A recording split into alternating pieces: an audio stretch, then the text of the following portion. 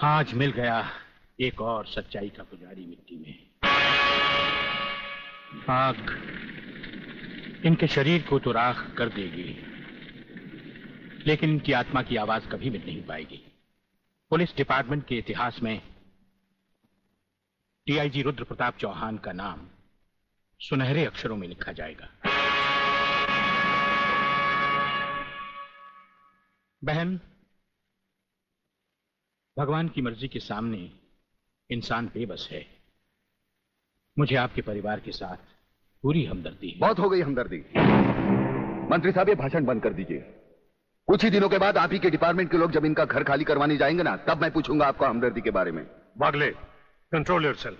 जब तक हमारे डिपार्टमेंट के गद्दार और खादी के कपड़े के पीछे छिपे हुए दरिंदे जिंदा रहेंगे ना, ये चिताएं ऐसी ही जलती रहेगी, एक के बाद एक। कुछ चंद सिक्के मिलेंगे भाभी को सरकार की तरफ से भविष्य के लिए। Bagle, stop it. बोलने दो इसे, ठीक ही तो कह रहा है। लेकिन मैं वचन देता हूं कि डीआईजी रुद्र प्रताप की कुर्बानी व्यर्थ नहीं जाएगी। मैंने दिल्ली में केंद्र सरकार से बात कर ली है। इनकी हत्या की तुरंत ही न्यायिक जांच होगी। आज तक कौन सी कमेटी ने सही जांच करके मुजरिम को सजा दी है? यह आपकी कमेटी समिति की जांच की फाइलें होती है ना, ये ढुलमुल सरकार बदलते ही गुम हो जाती है। न्यायिक जांच करेगी दिल्ली, अंधी और वैरी दिल्ली। ये दिल्ली बस मुंह है इसलिए पटर पटर करती रहती है। ये करना है, ये होना चाहिए, हमें दिखाना है। बस दिल को तसल्ली देने के लिए अच्छा लफ्ज है दिल्ली। इंस्पेक्टर वागले, मैं तुम्हें सस्पेंड करता हूं। बस सस्पेंड होते होते मैं थक गया हूं। निकाल दो मुझे नौकरी से। सच्चे पुलिस की या तो मौत होती है या तो सस्पेंड किया जाता है। इस वर्दी ने मेरे हाथ काटे, वरना एक एक गले चीर देता मैं।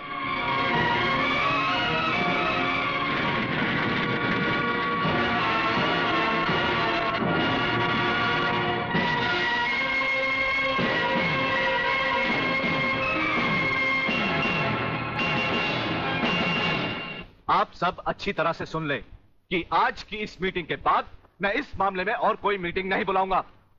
आज हमें इसी वक्त एक ऐसा डिसीजन लेना होगा जिससे कि हम देशद्रोहियों को जड़ से उखाड़ कर फेंक सके। सर, बात अब इतनी आगे बढ़ चुकी है कि पुलिस और लोकल गवर्नमेंट के बस के बाहर है।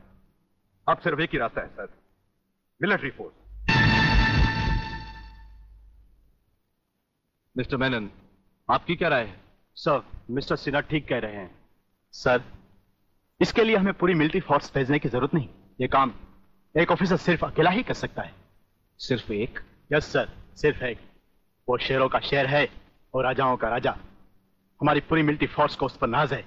उसने जिंदगी में कभी किसी चीज से हार नहीं मानी, इसलिए उसे वन मैन आर्मी कहा जाता है। कौन है वो? ब्रिगेडियर सूर्यदेव सिंह। 1962 की जंग में मेजर सूर्यदेव सिंह ने दुश्मनों के कई हवाई जहाज अपने कभी न खाली जाने वाले तेज निशाने से मार गिराए। उनकी इस दिलेरी और बहादुरी की कद्र करते हुए सरकार ने उन्हें परमवीर चक्र से सम्मानित किया और उसी के साथ मेजर से ब्रिगेडियर बना दिया। ऐसी ही बहादुरी और जांबाजी उन्होंने 1965 की जंग में भी कर दिखाई। टैंक युद्ध में दुश्मन के दांत खट्टे करते हुए ब्रिगेडियर सूर्यदेव सिंह आगे ही बढ़ते चले गए। खुद अकेले ही मशीन गन लेकर दुश्मन के खेमे में घुस गए और दुश्मनों की 4 चौकियों पर तिरंगा लहरा दिया। सिर्फ यही नहीं, इससे भी बढ़कर दिलेरी और बहादुरी उन्होंने 1971 की जंग में भी कर दिखाई और दुश्मनों को मुंह तोड़ जवाब दिया। सत्यवादी दुबे, दोगले के औलाद, कौन सी फिल्म लाया है? हमें उसकी सूरत देखनी है, उसकी बहादुरी की चर्चा नहीं सुननी। अरे जंग के मैदान में कोई भी तिस्मारखा बनकर वीर और परमवीर चक्र झटक लेता ही है, लेकिन वो कितना भी बहादुर क्यों ना हो, मेरी तलवार की धार से और गोलियों की बौछार से उसे कोई नहीं बचा सकता। कोई नहीं। ना तलवार की धार से, ना गोलियों की बौछार से। बनना डरता है तो सिर्फ परवरदिगार से।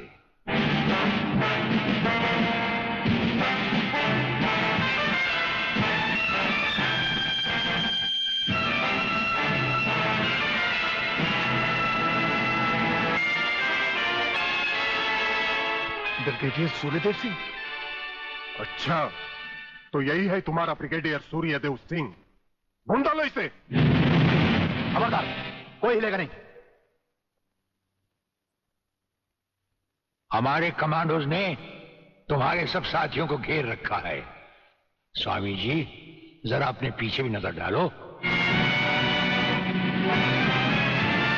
ये कमांडो बड़ा खतरनाक है। तुम्हारा बाप है, पत्ता हिलने से पहले ही पेड़ काट डालता है। तुम्हारी भलाई अब इसी में है कि बिना हिले जुले खामोश खड़े रहो।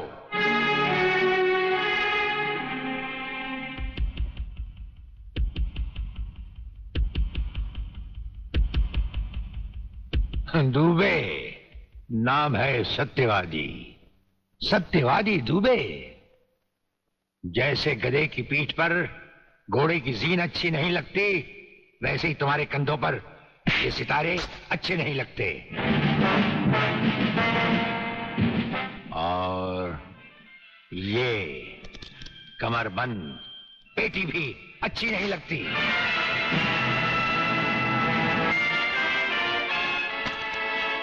अब वो कसम याद करो जो तुमने खाई थी ये वर्दी पहनने से पहले।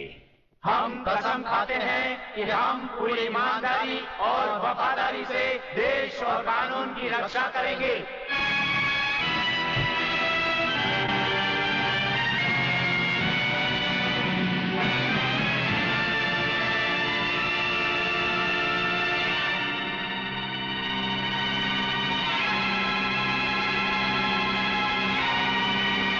हम तुम्हें सिर्फ ये बताने आए हैं कि अगर तुमने तिरंगे के खिलाफ कोई भी कदम उठाया तो हम तुम्हें वो मौत देंगे जो ना तो किसी कानून की किताब में लिखी होगी और ना ही कभी किसी मुजरिम ने सोची होगी।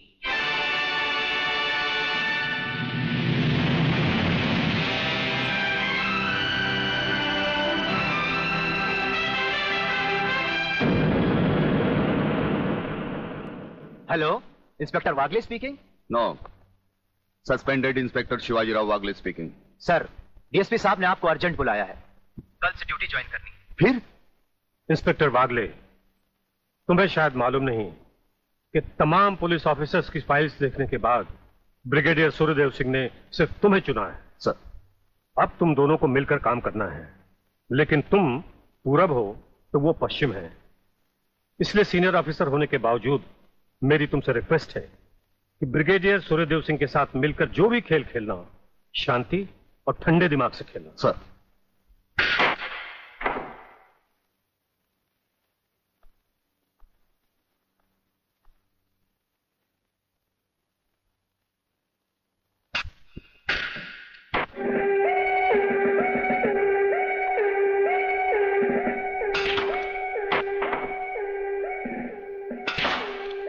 बड़े प्यार से खेलते हैं आप। असली खिलाड़ी मरने वाले दुश्मन को पता भी नहीं चलने देते कि कब होगी उसकी मौत। तो फिर प्रलयनाथ को छोड़ क्यों दिया? क्या उससे गले मिलने गए थे? गले मिलने गए थे? उसके गले का माप लेने गए थे कि वो फंदे की मौत मरेगा या हमारे पंजे की। वागले, गर्मजोशी अच्छी चीज है लेकिन हमेशा काम नहीं आती।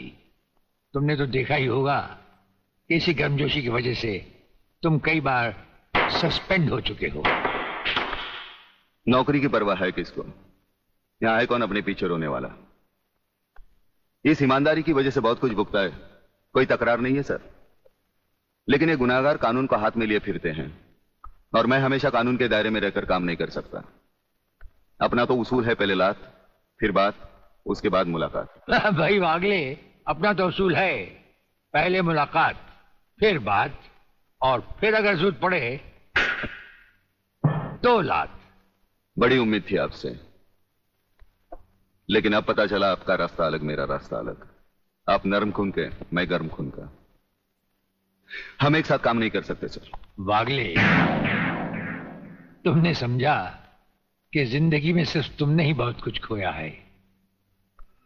इस इंसान को देखो, जब चाहता एक घर बसा सकता था, लेकिन नहीं, इस अकेली जान को हमने अपने देश के लिए उठा रखा है। दोनों का मकसद एक है, मंजिल एक है, सिर्फ रास्ते अलग अलग हैं। नहीं वागले, हमारे रास्ते भी एक हैं, मंजिल भी एक है। और फिर इतनी बड़ी दुनिया में तुम्हारा कौन है? कोई भी नहीं, सिवाय फर्ज के। इस दुनिया में हमारा कौन है? कोई भी नहीं, सिवाय फर्ज के। अगर फर्क है तो सिर्फ सोचने के ढंग में और काम करने के तरीके में। अब हमें इस फर्क को मिटाते हुए ये युद्ध एक साथ लड़ना होगा।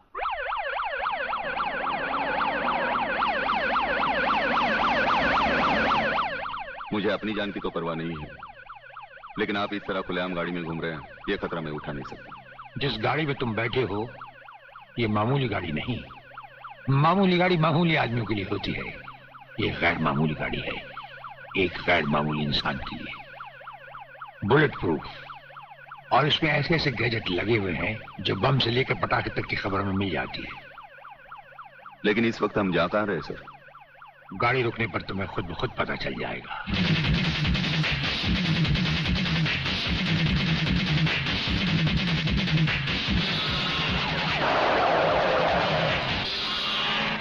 वागले, यहां हमारा घर है।